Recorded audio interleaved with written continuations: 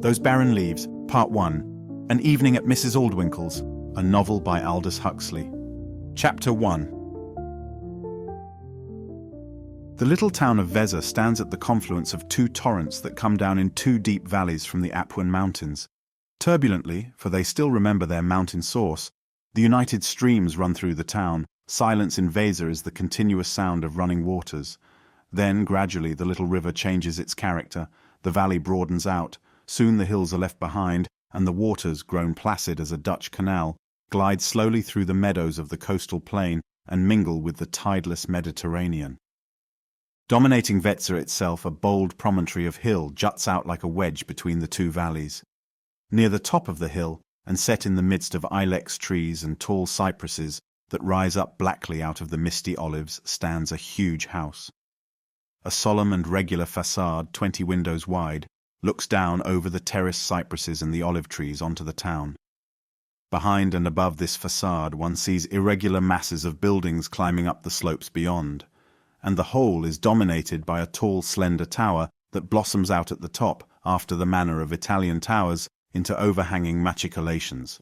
It is the summer palace of the Saibo Malaspina, one-time princes of Massa and Carrara, dukes of Vezza, and marquesses, counts and barons of various other villages in the immediate neighborhood. The road is steep that leads up from Vezza to the palace of the Saibo Malaspina, perched on the hill above the town. The Italian sun can shine most powerfully, even in September, and olive trees give but little shade. The young man with the peaked cap and the leather wallet slung over his shoulder pushed his bicycle slowly and wearily up the hill. Every now and then he halted, wiped his face and sighed. It was on an evil day, he was thinking, on a black, black day for the poor postman of Vezza, that the insane old Englishwoman with the impossible name bought this palace, and a blacker day still when she had elected to come and live in it. In the old days the place had been quite empty. A couple of peasant families had lived in the outhouses. That was all. Not more than one letter a month between them, and as for telegrams, why, there had never been a telegram for the palace in all the memory of man. But those happy days were now over, and what with letters, what with packets of newspapers and parcels, what with expresses and telegrams, there was never a day, and scarcely an hour in the day, when someone from the office wasn't toiling up to this accursed house. True, the young man went on thinking, one got a good tip for bringing a telegram or an express, but being a young man of sense, he preferred leisure, if a choice had to be made, to money. The expense of energy was not to be compensated for by the 3 francs he would receive at the end of the climb. Money brings no satisfaction if one has to work for it, for if one works for it, one has no time to spend it. The ideal, he reflected, as he replaced his cap and once more started climbing, the ideal would be to win a big prize in the lottery, a really immense prize. He took out of his pocket a little slip of paper, which had been given him only this morning, by a beggar in exchange for a couple of soldi. It was printed with rhymed prophecies of good fortune. And what good fortune? The beggar had been very generous. He would marry the woman of his heart, have 2 children, become one of the most prosperous merchants of his city, and live till 83. To these oracles he gave small faith. Only the last verse seemed to him, though he would have found it difficult to explain why, worthy of serious attention. The last verse embodied a piece of specific good advice. Intanto se vuoi vincere. Un bel ternone all'8. Gioca il 7 e il 16 uniti al 58. He read through the verse several times until he had got it by heart, then folded up the paper and put it away again.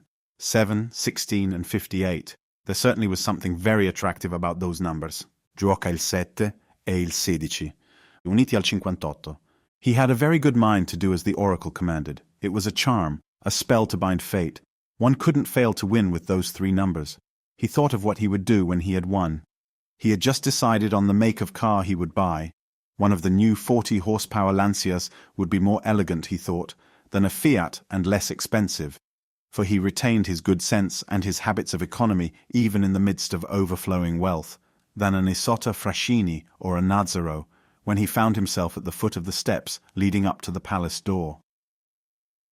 He leaned his bicycle against the wall and, sighing profoundly, rang the bell. This time the butler only gave him 2 francs instead of 3. Such is life, he thought. as he coasted down through the forest of silver olive trees towards the valley. The telegram was addressed to Mrs. Aldwinkle, but in the absence of the lady of the house, who had driven down with all her other guests to the Marina di Vezza for a day's bathing, the butler brought the telegram to Miss Thriplow. Miss Thriplow was sitting in a dark little Gothic room in the most ancient part of the palace, composing the 14th chapter of her new novel on a Corona typewriter.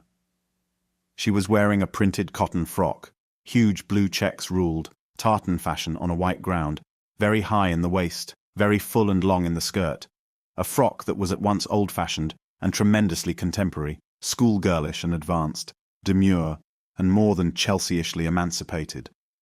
The face that she turned towards the butler as he came in was very smooth and round and pale, so smooth and round that one would never have credited her with all the 30 years of her age. The features were small and regular, the eyes dark brown, and their arched brows looked as though they had been painted onto the porcelain mask by an oriental brush. Her hair was nearly black, and she wore it drawn sleekly back from her forehead and twined in a large knot at the base of her neck. Her uncovered ears were quite white and very small. It was an inexpressive face, the face of a doll, but of an exceedingly intelligent doll. She took the telegram and opened it. "It's from Mr. Calamy," she explained to the butler. "He says he's coming by the 3:20 and will walk up. I suppose you had better have his room got ready for him." The butler retired, but instead of going on with her work, Miss Thriplow leaned back in her chair and pensively lighted a cigarette. Miss Thriplow came down at 4 o'clock after her siesta, dressed, not in the blue and white frock of the morning, but in her best afternoon frock, the black silk one, with the white piping round the flounces. Her pearls, against this dark background, looked particularly brilliant. There were pearls, too, in her pale small ears. Her hands were heavily ringed. After all that she had heard of Calamy from her hostess, she had thought it necessary to make these preparations, and she was glad that his unexpected arrival was to leave her alone with him at their first introduction. Alone, it would be easier for her to make the favourable first impression which is always so important. From what Mrs. Aldwinkle had said about him, Miss Thriplow flattered herself that she knew just the sort of man he was, rich, handsome, and what an amorist. Mrs. Aldwinkle had dwelt, of course, very lengthily and admiringly on that last quality. The smartest hostesses pursued him. He was popular in the best and most brilliant sets. But not a mere social butterfly, Mrs. Aldwinkle had insisted. On the contrary, intelligent, fundamentally serious, interested in the arts and so on. Moreover, he had left London at the height of his success and gone travelling round the world to improve his mind. Yes, Calamy was thoroughly serious. Miss Thriplow had taken all this with a grain of salt. She knew Mrs. Aldwinkle's weakness for being acquainted with great men and her habit, when the admittedly great were lacking, of promoting her common acquaintances to the rank of greatness, deducting the usual 75% rebate from Mrs. Aldwinkle's encomiums. She pictured to herself a Calamy who was one of nature's guardsmen, touched, as guardsmen sometimes are, with that awed and simple reverence for the mysteries of art which makes these aristocratic autodidacts frequent the drawing-rooms where highbrows are to be found, makes them ask poets out to expensive meals, makes them buy cubist drawings, makes them even try in secret to write verses and paint themselves. Yes, Miss Thriplow thought she perfectly knew the type. That was why she had made these preparations, put on that masterpiece of a fashionable black dress, those pearls, those rings. That was why she had donned at the same time the dashing manner of one of those brilliant, equivocal-looking, high-born young women at whose expense, according to Mrs. Aldwinkle, he had scored his greatest amorous triumphs. For Miss Thriplow didn't want to owe any of her success with this young man, and she liked to be successful with everybody, to the fact that she was a female novelist of good repute. She wanted, since he was one of nature's guardsmen with a fortuitous weakness for artists, to present herself to him as one of nature's guardswomen, with a talent for writing equally fortuitous and unessential. She wanted to show him that, after all, she was quite up to all this social business, even though she had been poor once, and a governess at that. And knowing her, Miss Thriplow was sure that Mrs. Aldwinkle couldn't have failed to tell him that. She would meet him on level terms, as guardswoman to guardsman. Afterwards, when he had liked her for her guardish qualities, they could get down to art, and he could begin to admire her as a stylist, as well as a brilliant young woman of his own sort. Her first sight of him confirmed her in her belief that she had been right to put on all her jewellery and her dashing manner. For the butler ushered into the room positively the young man who, on the covers of illustrated magazines, presses his red lips to those of the young woman of his choice. No, that was a little unfair. He was not quite so intolerably handsome and silly as that. He was just one of those awfully nice, well-brought-up, uneducated young creatures who are such a relief sometimes after too much highbrow society. Brown, blue-eyed, soldierly and tall, frightfully upper class and having all the glorious self-confidence that comes of having been born rich and in a secure and privileged position. A little insolent, perhaps, in his consciousness of good looks, in his memory of amorous successes. But lazily insolent. The roasted quails fell into his mouth. It was unnecessary to make an effort. His eyelids drooped in a sleepy arrogance. She knew all about him at sight. Oh, she knew everything. He stood in front of her, looking down into her face, smiling and with eyebrows questioningly raised, entirely unembarrassed. Miss Thriplow stared back at him quite as jauntily. She too could be insolent when she wanted to. "You're Mr. Calamy," she informed him at last. He inclined his head. "My name is Mary Thriplow. Everybody else is out. I shall do my best to entertain you." He bowed again and took her extended hand. "I've heard a great deal about you from Lillian Aldwinkle," he said. That she'd been a governess, Miss Thriplow wondered. "And from lots of other people," he went on, "not to mention your books." "Ah, but don't let's talk of those," she waved them airily away. "They're irrelevant, one's old books. Irrelevant because they're written by someone who has ceased to exist. Let the dead bury their dead.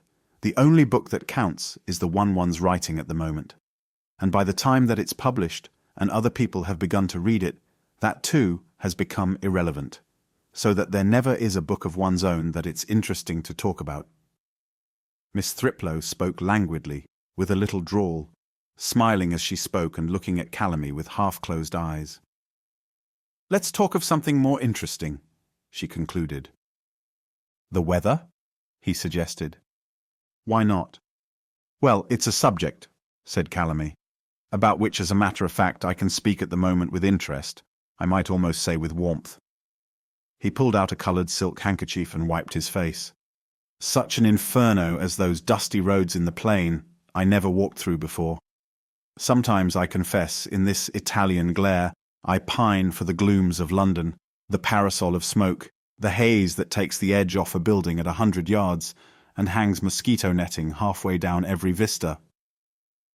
"I remember meeting a Sicilian poet," said Miss Thriplow, who had invented this successor of Theocritus on the spur of the moment, who said just the same, only he preferred Manchester, bellissima Manchester. She turned up her eyes and brought her hands together with a clap. He was a specimen in that glorious menagerie one meets at Lady Trunnian's. That was a good name to drop casually like that. Lady Trunnian's was one of the salons where nature's guardsmen and guardswomen encountered the funnies and the fuzzy-wuzzies, in a word, the artists. By using the word menagerie, Miss Thriplow put herself, with Calamy, on the guardsman's side of the bars. But the effect of the talismanic name on Calamy was not what she had expected. "And does that frightful woman still continue to function?" he said. "You must remember I've been away for a year. I'm not up to date." Miss Thriplow hastily readjusted the expression of her face, the tone of her voice. Smiling with a knowing contempt, she said, "But she's nothing to Lady Giblet, is she? For real horrors you must go to her. Why, the house is positively a mauvais lieu." She moved her jewelled hand from side to side with the gesture of a connoisseur in horror. Calamy did not entirely agree. "Vulgarer, perhaps, at the giblets, but not worse," he said, and in a tone of voice with an expression on his face that showed Miss Thriplow that he meant what he said and didn't, at the bottom of his soul, secretly adore these social delights. "After having been away, as I have for a year or so, to come back to civilization and find the same old people doing the same idiotic things, it's astonishing. One expects everything to be quite different. I don't know why. Perhaps because one's rather different oneself. But everything is exactly the same. The giblet, the Trunnian, and even, let's be frank, our hostess, though I'm honestly very fond of poor dear Lillian, There's not the slightest change. Oh, it's more than astonishing. It's positively terrifying. It was at this point in the conversation that Miss Thriplow became aware that she had made a huge mistake, that she was sailing altogether on the wrong tack.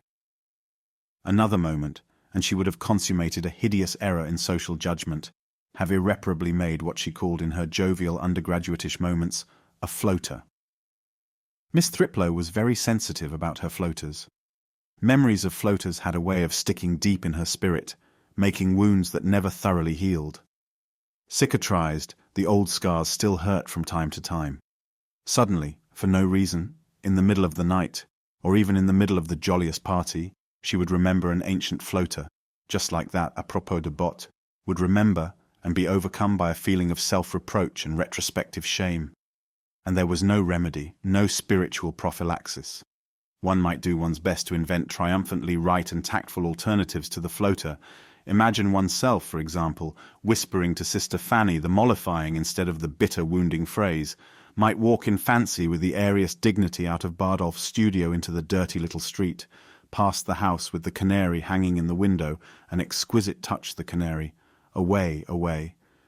When in fact, oh Lord, what a fool one had been, and how miserable afterwards.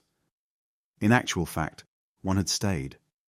One could do one's best, but one could never really persuade oneself that the floater hadn't happened. Imagination might struggle to annihilate the odious memory, but it never had power to win a decisive victory. And now, if she wasn't careful, she'd have another floater rankling and suppurating in her memory. How could I have been so stupid, she thought, how could I? For it was obvious now that the dashing manner, the fashionable disguise, were entirely inappropriate to the occasion. Calamy, it was clear, didn't appreciate that sort of thing at all. He might have once, but he didn't now. If she went on like this, she'd have him putting her down as merely frivolous, worldly, a snob, and it would need time and enormous efforts to obliterate the disastrous first impression. 8.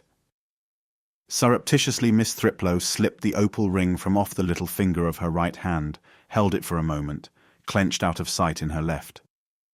Then, when Calamy wasn't looking, pushed it down into the crevice between the padded seat and the back of her chintz-covered armchair. Terrifying, she echoed. Yes, that's exactly the word. Those things are terrifying, the size of the footmen. She held up one hand above her head, the diameter of the strawberries. She brought both hands, still far too glittering, she regretfully noticed, with their freight of rings, to within a foot of one another in front of her.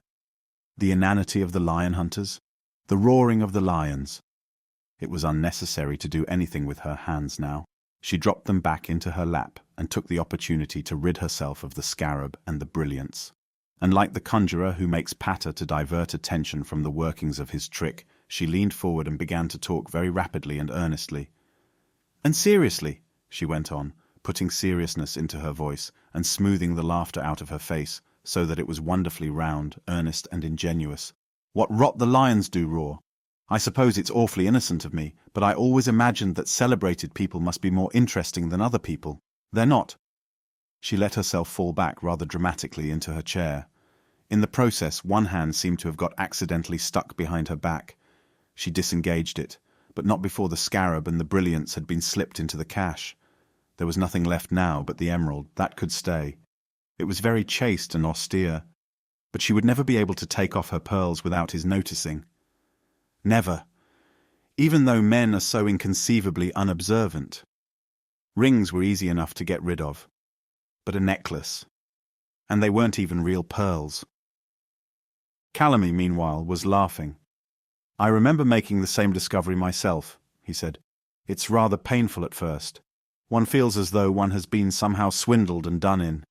You remember what Beethoven said, that he seldom found in the playing of the most distinguished virtuosi that excellence which he supposed he had a right to expect. One has a right to expect celebrated people to live up to their reputations. They ought to be interesting. Miss Thriplow leaned forward again, nodding her assent with a childlike eagerness. I know lots of obscure little people, she said, who are much more interesting and much more genuine, one somehow feels, than the celebrated ones. It's genuineness that counts, isn't it? Calamy agreed. I think it's difficult to be genuine, Miss Thriplow went on. if one's a celebrity or a public figure, or anything of that sort. She became very confidential indeed. I get quite frightened when I see my name in the papers, and photographers want to take pictures of me, and people ask me out to dinner. I'm afraid of losing my obscurity. Genuineness only thrives in the dark, like celery. How little and obscure she was, how poor and honest, so to speak. Those roaring lions at Lady Trunion's, those boring lion huntresses, they had no hope of passing through the needle's eye. "I'm delighted to hear you saying all this," said Calamy. "If only all writers felt as you do." Miss Thriplow shook her head, modestly declining the implied compliment. "I'm like Jehovah," she said. "I just am that I am, that's all. Why should I make believe that I'm somebody else? Though I confess," she added, with a greatly daring candour, "that I was intimidated by your reputation into pretending that I was more mundane than I really am. I imagined you as being so tremendously worldly and smart. It's a great relief to find you're not." "Smart?" repeated Calamy, making a grimace. "You sounded so dazzlingly social from Mrs. Aldwinkle's accounts." And as she spoke the words, she felt herself becoming correspondingly obscurer and littler. Calamy laughed. "Perhaps I was that sort of imbecile once," he said. "But now, well, I hope all that's over now." "I pictured you," Miss Thriplow went on, straining in spite of her obscurity to be brilliant. "I pictured you as one of those people in the sketch, walking in the park with a friend, you know, a friend who would turn out at the least to be a duchess or a distinguished novelist. Can you wonder that I was nervous?" She dropped back into the depths of her chair. Poor little thing. But the pearls, though not marine, were still rather an embarrassment.